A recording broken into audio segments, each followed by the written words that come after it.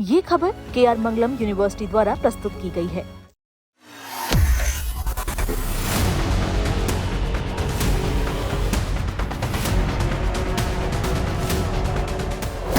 नवाबों का शहर बना मातम का घर।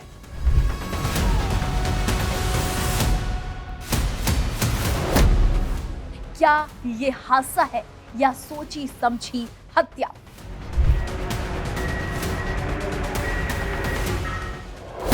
धुआं बुझ गया पर चीखें अभी भी जिंदा है।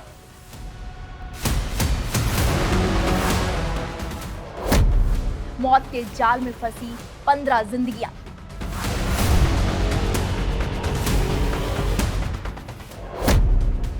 लखनऊ से आ रही है खौफनाक दास्तां।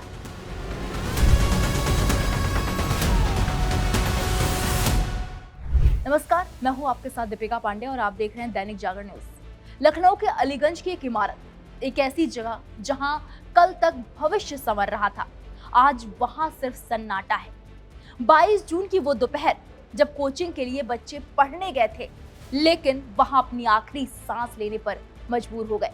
ये सिर्फ एक खबर नहीं है, ये उन 15 माओं की टूटी हुई उम्मीदों की दास्तां है, जिन्होंने अपने कलेजे के टुकड़ों को हमेशा के लिए खो दिया।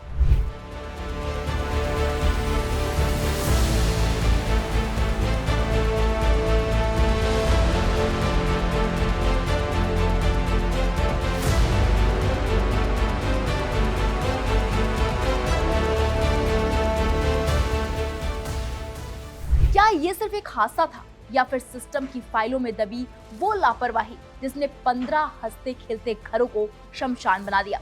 आइए आपको ले चलते हैं घटना की उस इनसाइड स्टोरी की तरफ, जिसे जानकर आपके रोंगटे खड़े हो जाएंगे।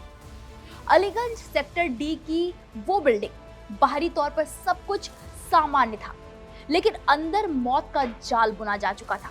सूचना मिलते ही फायर ब्रिगेड पहुंची, लेकिन चुनौती आग से कहीं ज्यादा घातक है। धुआं, इतनी घनी घुटन की दमकल कर्मी अंदर कदम नहीं रख पा रहे थे। पड़ोसी के मकानों की छत पर चढ़कर दीवारें तोड़ी गई, छेद किए गए ताकि धुआं बाहर निकल सके, लेकिन जब तक रेस्क्यू टीम अंदर पहुंचती बहुत देर हो चुकी थी। सीतापुर के 21 साल के Aditya Srivastava, 3D character artist बनने का सपना देखने वाला लड़का, दोपहर को घर से हंस कर निकला था, लेकिन शाम को उसका पार्थिव शरीर घर पहुंचा। उसकी बहन निष्ठा की वो चीखें जो अभी भी अलीगंज की गलियों में गूंज रही हैं। अगर राहत टीम थोड़ा और पहले आती तो शायद आदित्य आज जिंदा होता। आदित्य और उसके साथियों ने खुद को बचाने के लिए बाथरूम में बंद कर लिया था, लेकिन मौत का धुआं वहां भी पहुंच गया। अब सवाल ये है कि आखिर ये मौत का जाल बना कैसे? कागजों में ये रिहायशी इमारत थी, लेकिन अंदर व्यावसायिक गतिविधियां धड़ल्ले से चल रही थी। बेसमेंट में गारमेंट्स का गोदाम, कोचिंग सेंटर और ऊपर से बिजली का लोड। 20 किलोवाट की मंजूरी, लेकिन खपत 34 किलोवाट से ऊपर। गर्मियों की दोपहर, ओवरलोडिंग और शॉर्ट सर्किट का बम। और सबसे हैरान करने वाली बात, बिजली के रिकॉर्ड में स्थापना वर्ष 2000 नहीं बल्कि 1911 दर्ज है। ये लापरवाही की हद है या सिस्टम का भ्रष्टाचार?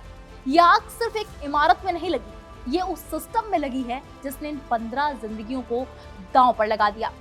लखनऊ का हर कोना अब ये सवाल पूछ रहा है कि आखिर ये अवैध निर्माण किसकी शह पर पनप रहे थे? ध्वस्तीकरण की फाइलें क्यों रुकी? सरकार अब एक्शन मोड में है। मुख्यमंत्री योगी आदित्यनाथ ने खुद मौके पर जाकर घायलों का हाल जाना। अब बात करते हैं कि अब तक क्या क्या एक्शन हुआ इस मामले में। 6 FIR दर्ज हो चुकी है। बिल्डिंग मालिक समेत 4 लोग गिरफ्तार किए जा चुके हैं। LDA के AE और JE सस्पेंड कर दिए गए हैं। 1-2 सदस्यीय SIT का गठन किया गया है, जिसे 7 दिनों में रिपोर्ट देनी है। कानपुर से लेकर लखनऊ तक अब कोचिंग सेंटर्स की जांच के लिए अभियान छिड़ गया है।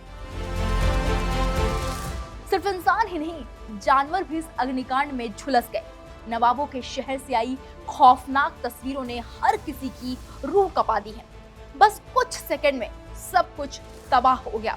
15 घर उजड़ गए, 15 घरों के चिराग बुझ गए। अब एक्शन तो हो रहा है, लेकिन क्या ये कार्रवाई उन परिवारों का घाव भर पाएगी? क्या मुआवजे की रकम उन 15 घरों में फिर से खुशियां ला पाएगी? शायद नहीं। आज लखनऊ न्याय मांग रहा है। सवाल ये नहीं है कि आग कैसे लगी, सवाल ये है कि क्या हम अपनी लापरवाही से इन हादसों को दावत देना बंद कर देंगे। फिलहाल इस पूरे मामले पर आपकी क्या राय है? इन खौफनाक मंजर पर आपकी क्या राय है? हमें कमेंट बॉक्स में जाकर जरूर बताइएगा। बाकी बड़ी खबरों के लिए आप देखते रहिए दैनिक जागरण न्यूज़। नमस्कार।